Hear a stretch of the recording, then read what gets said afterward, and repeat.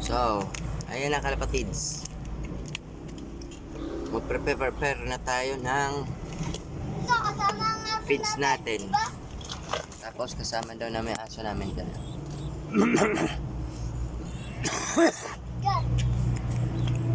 So, ayan kalapatids.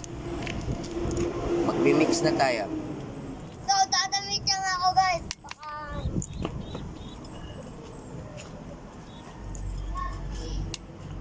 So, ito ang pinapatuka ko sa mga alagang ibon natin. Flyers mix. Kalapatids, flyers mix. Para solid ang liparan ng mga alagang ibon. So, maglalagay lang tayo dito.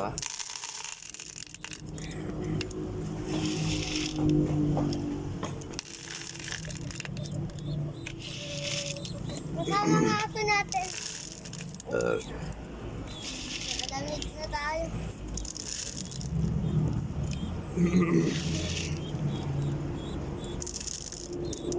So ayan, napatuka na pala ng anak ko yung mga manok. So sa kalapate, yung kalapate natin, kailangan natin ng Ganyan. Mga ganyan. ganito, kalapatids. Para kumakapit ang tapang ng vitamins na ibibigay natin. So magpupurmula tayo ng Mantika. mantika. Kasi wala tayong liver oil, cod liver oil. So, pwede na to kalapatids. Ano ba yung liver oil? Cod liver oil para sa kalapate talaga yon. Ito ay para din Sa kayo dati. sa kalapate. So, Tapos yung paborito namin alaga guys ay aso sa manok at sa kakabate. So, Ayan. ayan. kasi May inakain na mali kami. yung silyado nila eh. Pati ibabaw, merong laman eh. Para hindi masayang, ilalagay natin yan. Ayan. Konti-konti yung mantika.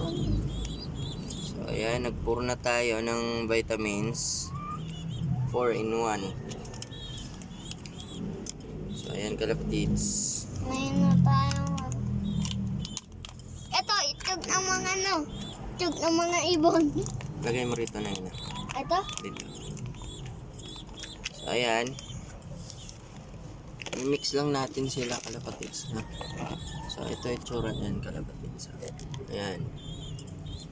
I-mix na natin siya. Mix natin. Haluin mabuti. Kaya mas ano tayo. Para yung vitamins na nilagay natin sa mapapasok yung vitamins sa feeds. Pagod ka. Okay? Ayan.